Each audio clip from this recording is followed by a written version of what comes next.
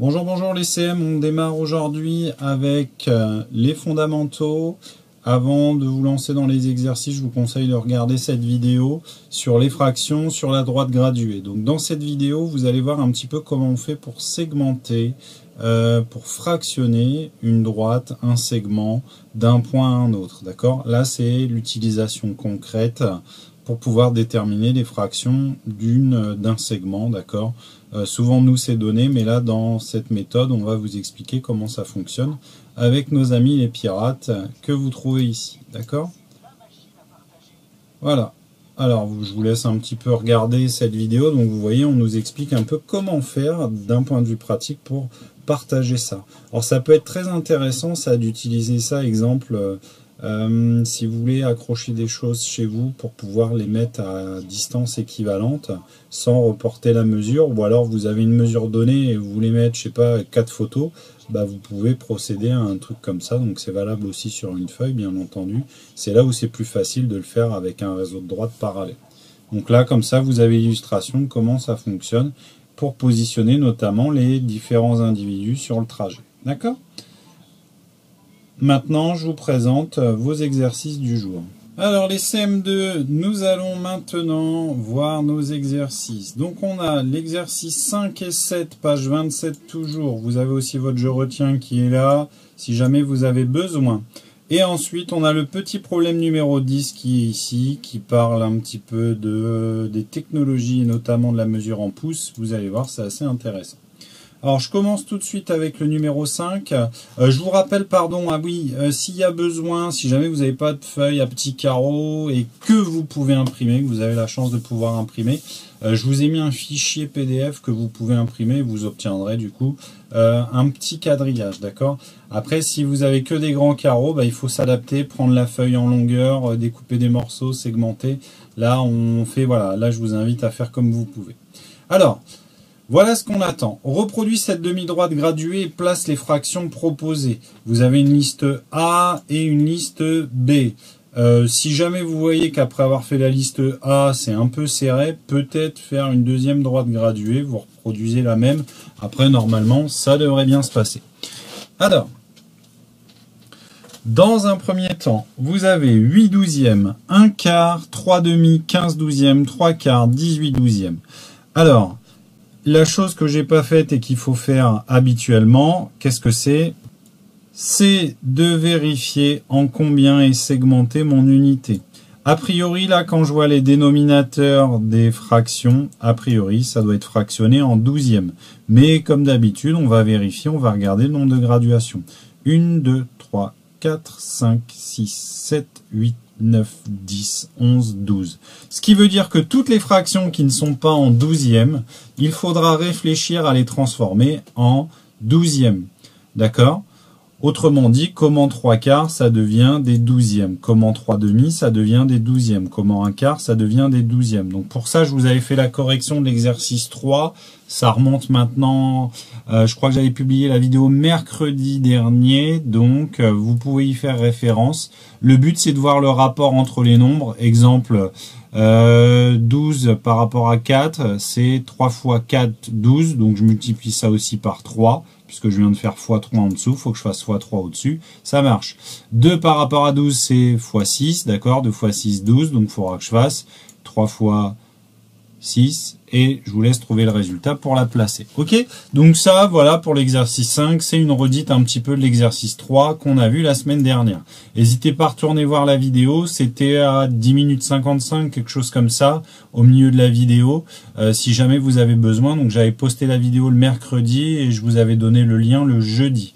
D'accord, c'était jeudi dernier, je vais regarder sur le calendrier, du coup c'était jeudi 30. La vidéo date, la vidéo a été publiée le 29 et c'était pour le jeudi 30. Voilà, donc ça c'est la petite indication si vous avez besoin d'y retourner. Je passe maintenant à l'exercice 7, du coup je regarde parce que non j'ai rien oublié, c'est bon. Voilà, on y va pour l'exercice 7. Un rallye automobile à 4 étapes, je pense que ça on va en avoir besoin.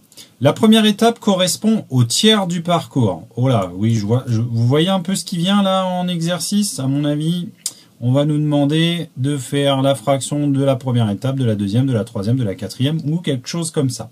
Donc la première étape correspond au tiers du parcours. La seconde étape au quart et la troisième au sixième. Donc on a la première étape, c'est un tiers. On a la deuxième étape, c'est un quart. Et enfin, la troisième, ça correspond au sixième. Donc à chaque fois, c'est la distance de là à là. Ok ? Reproduis cette demi-droite graduée. D'accord ? Je la reproduis. Vous ferez bien attention à pas vous tromper dans les graduations, parce que je pense que c'est très très important de bien les respecter. Sinon, on risque d'être embêté. Alors, une fois que cela est fait, il faudra repasser en rouge la première étape. Donc, vous partez du départ et vous devez mettre en rouge la fraction de la première étape. Alors, vous ne faites pas ça au hasard puisque ça correspond au tiers du parcours. Il faudra déterminer le tiers du parcours. Le tiers du parcours, c'est du départ à l'arrivée. Là, ici, à mon avis, la graduation qui est là, ça nous désigne la moitié du parcours. Ça, c'est un repère entre deux. Mais c'est pas ça l'unité de référence. L'unité de référence, c'est le départ à l'arrivée. Donc là, vous voyez, là, il y a une grande fraction. Il faudra bien faire attention quand vous allez dénombrer pour pas vous tromper dans la fabrication des fractions. Parce que là, vous allez devoir quasiment les fabriquer. Donc, une fois que vous avez mis la rouge, vous devez déterminer en vert la seconde étape. Donc, on sait que la seconde, elle correspond au quart. Vous déterminez la valeur du quart, admettons c'est ça, et vous le mettez au bout du rouge. Parce que sinon, on voit rien de ce qui se passe. Même chose pour le bleu, c'est la troisième, donc la troisième étape, elle correspond au sixième. Vous devez déterminer le sixième et vous mettez au bout du rouge et au bout du vert. Et à la fin, on doit arriver à un endroit qui sera je sais pas où. Et de cet endroit, je pense que va découler la dernière question. Eh ben oui, à quelle fraction du rallye correspond la dernière étape? Donc la dernière étape, il y aura un petit reste quelque part ici et il faudra dire à quelle fraction ça correspond. Ok? L'exercice est assez sympathique, assez intéressant. Et on aurait pu le faire plus compliqué en mettant les mesures de longueur et en rajoutant en phrase D quelle distance a été parcourue pour chaque étape. Et là, ça aurait été très rigolo. Allez, on passe maintenant au problème. Alors, vous savez que les mesures des écrans, on utilise le pouce, d'accord, que ce soit les tablettes, les télévisions, les ordinateurs, les téléphones, voilà, c'est quelque chose qui vous est pas inconnu. Vous avez déjà entendu le 20 pouces, 5 pouces, 10 pouces, voilà, vous avez déjà entendu ça. Et là, l'idée de cet exercice, c'est justement d'utiliser les anciennes unités de mesure de longueur, puisque le pouce, c'en est une. Mais ce qu'il faut savoir, c'est qu'un pouce valait 1/12e de pied.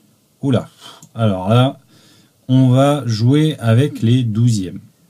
Dans un premier temps, voilà ce qu'on vous demande. Donne un encadrement en pied d'un écran d'ordinateur de 20 pouces puis de 32 pouces.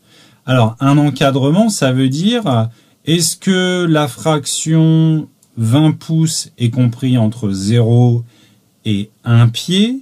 Est-ce que c'est compris entre 1 et 2 pieds? Est-ce que c'est compris entre 2 et 3 pieds? Là, on vous demande un encadrement, d'accord? Alors, les encadrements, c'est ça. C'est ce qui est écrit ici dans le je retiens. Là, 2/3, il est compris entre 0 et entre 1. Ici, 5/3, il est compris entre 1 et 2. Alors, la difficulté de ce problème, avant de faire l'encadrement, d'accord, avant de dire que 20 pouces, c'est entre 0 et 1 pied, ou entre 1 et 2 pieds, ou entre 2 et 3 pieds, même chose pour 32 pouces. La difficulté, donc, première, c'est de déterminer la valeur en 12e de pied, d'accord? Puisque sinon, vous pouvez pas dire, là, comme ça, au hasard, c'est plus petit, plus grand, etc. Alors, comme c'est 1/12e de pied, il n'y a rien de bien compliqué, mais il va falloir transformer les 20 pouces en 12e de pied pour pouvoir après dire, c'est compris entre 0 et 1 pied. Forcément, s'il y a 12/12e de pied, 12/12e de pied, c'est égal à 1. Donc, si j'obtiens 10/12e de pied, c'est plus petit que 1. Si j'obtiens plus de 12/12e de pied, ça va être plus grand que 1. Si j'obtiens plus de 24/12e de pied, ça sera plus grand que... Et là, je vous laisse réfléchir parce que je vais quand même pas vous donner des réponses non plus. Alors, j'espère que ça vous aura aidé. N'oubliez pas de mettre vos justifications en plus de l'encadrement. D'accord? L'encadrement, je répète pour que vous compreniez bien, c'est est-ce que 20 pouces, c'est compris entre 0 et 1 pied? Est-ce que c'est compris entre 1 et 2 pieds? Et avant de faire ça, il faut déterminer la valeur en douzième de pied. Si 20 pouces, c'est douzième de pied ou douzième de pied. Ça, je vous laisserai trouver ça. Allez, bon courage, et quand c'est fait, vous pouvez m'envoyer tout ça. Allez, à bientôt!